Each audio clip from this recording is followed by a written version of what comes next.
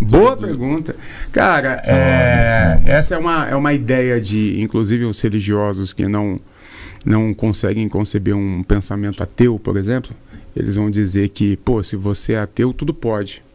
Tipo, se não tem um Deus regulando o que é certo e o que é errado, tudo é válido. Cara, isso mas é uma falácia e é uma ignorância tão profunda, porque se tem algo que vale muito mais do que uma moral, na minha opinião e na opinião do Evangelho, é a ética. O que diz o que é certo e o que é errado não pode ser uma pessoa, ou uma religião, ou um Deus. Tem que ser as nossas relações. E é isso que é a ética.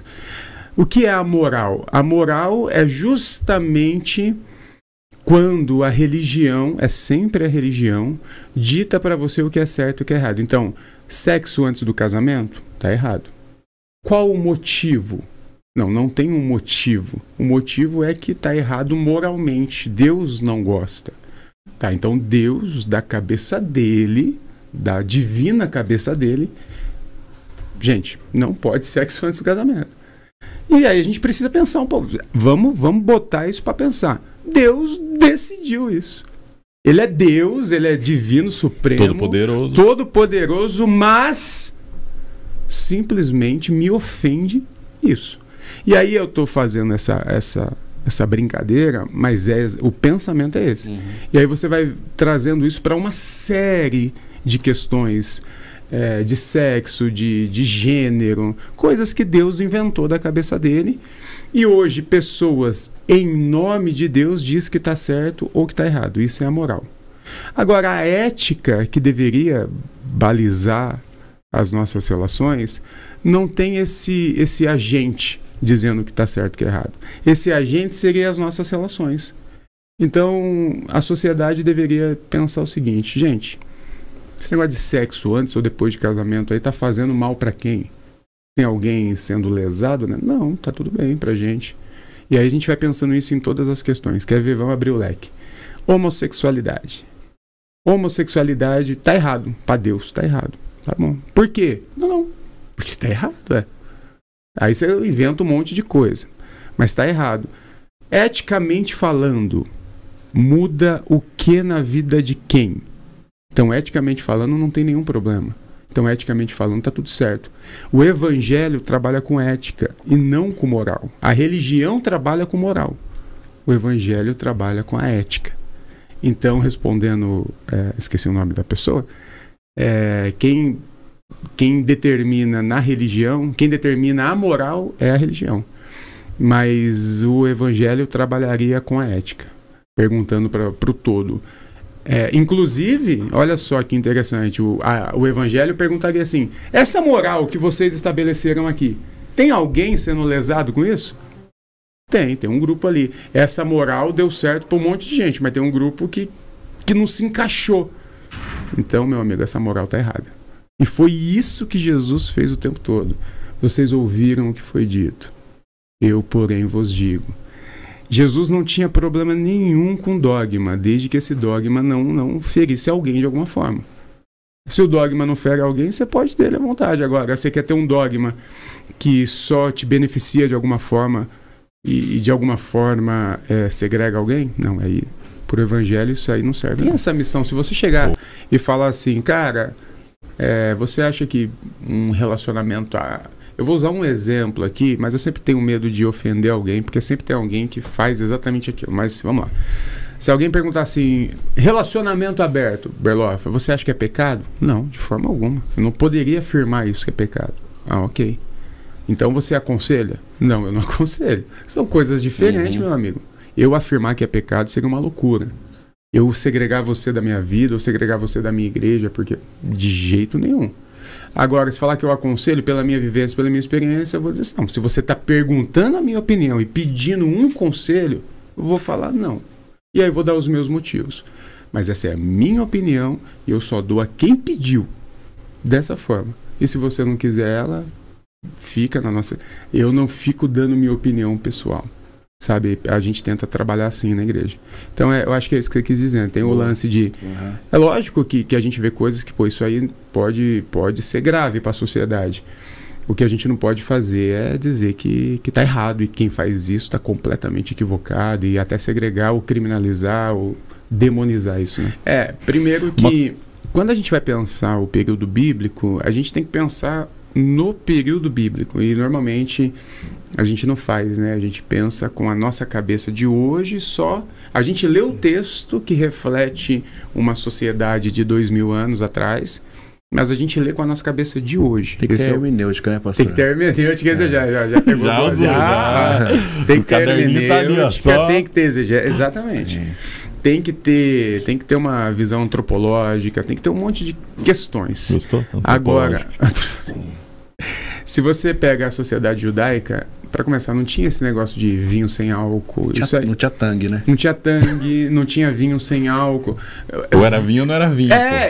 Porque o vinho, ele é em si um suco de uva que foi alcoolizado com um processo natural. Então, olha a loucura. O vinho sem álcool é um vinho que não é vinho, é suco. Tipo esse chocolate diet, né? É tipo um chocolate que não é chocolate. Sabe, coxinha de jaca? Brincadeira, meus irmãos veganos. Vocês sabem isso também, vocês. Né? Tô tentando me tornar um. Tô tentando, a gente sabe. Mas não é, pô, não é jaca, não é coxinha.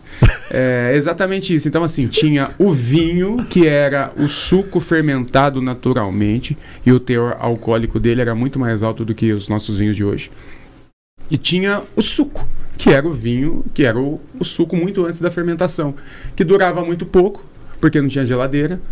Então, na época, e tinha o momento certo da colheita. Então, olha só, tinha muito mais vinho do que suco. Porque o suco era só quando tinha a colheita, pisou, tá ali alguns dias. Depois ele começa a apodrecer. Ou entra na fermentação. Então, era muito difícil, inclusive, ter suco de uva naquela época, né? De outras frutas até era mais comum. Então, Jesus, e não só Jesus, em toda a Bíblia, o que aparece ali é vinho. E não só vinho, no Antigo Testamento, em alguns momentos ali, fala de vinho e bebida fermentada, que seria uma tipo a nossa cerveja, mas é o processo da cevada fermentada, mas outra bebida. Mas atualizando, seria a nossa cerveja. E era tudo alcoólico. Noé tomou um porre de álcool, colocaço dançando pelado em cima da mesa. Pelado até, né? O filho dele, não sei se você sabe dessa, mas o filho dele pegou ele. Sabia dessa? Essa parte aí. Exatamente, ninguém sabe disso. A versão em português passa um pano e fala que o filho conheceu a nudez do pai, né? Conheceu, igual o José conheceu Maria depois do casamento. A palavra é a mesma. Por isso que Noé ficou tão chateado com a situação. Porque, a tradução, né, que deram uma... Exatamente. Havia uma tradição antiga de que a penetração, esse estupro, era uma forma de dominação, né? Então você penetrou, você dominou. Então o filho pegou o próprio pai, e isso está no texto bíblico. Só que a Bíblia fala, conheceu a nudez. Semeou a terra do pai. Tipo isso, tá? Então Noé bebeu. O Paulo fala sobre a igreja de Corinto, que estava bebendo e ficando bêbada. Provérbios fala, olha, se alguém está com problema, beba vinho para que esqueça. Então não há possibilidade. Gente, na moral, assim, falar de vinho sem álcool na Bíblia é no mesmo nível de terraplanismo. Se tiver algum terraplanismo aqui, me perdoe. Eu espero que não. Só não, brincadeira, não. Da técnica. Vai cortar. Redonda. Então é um absurdo de nível grotesco mesmo. Você pode ser contra o álcool, você pode achar até que o álcool é pecado. Só não tenta tirar o álcool da Bíblia, porque é uma grosseria. Achar que tinha histórica. A variedade de bebidas como tem hoje, cerveja sem álcool. Não, lá tinha. Isso. Jesus não, eu tomo só vinho sem álcool. Eu quero um sex on the beach. E aí, cara, olha que loucura. A ceia de Jesus foi com vinho alcoólico.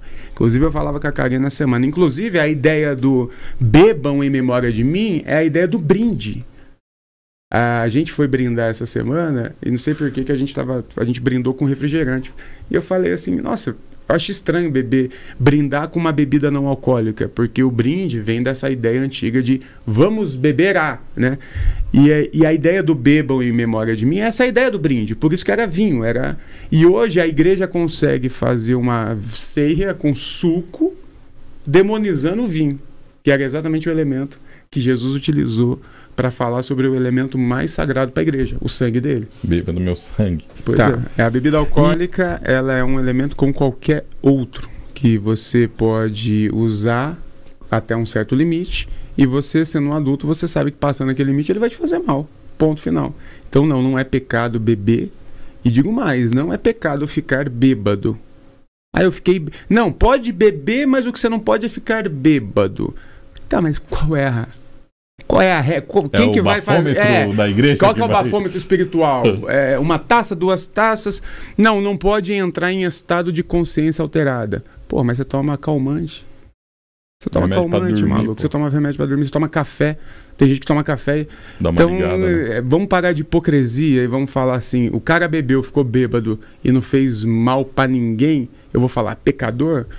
Eu vou falar, amigo, tá tudo bem, era isso mesmo que você queria, tá curtindo, como é que é? Tá viciando? Porque a bebida, assim como qualquer alimento, pode te levar a muitos pecados. Tem o Kivitz, que é não o pregador, também o pregador, eu amo, mas o filho dele, o rapper Kivitz, ele tem uma música que ele fala, acende um fininho, desrespeito à mãe. Problema não acender um fininho, é desrespeito à mãe. Trabalha duro, gastar tudo com quente. Ruim não é a quente, é o que você faz com ela na mente. Então essa é a ideia. Bebida é o que ela pode fazer você fazer. Ela te domina, você domina ela, como é que tá essa questão? É assim.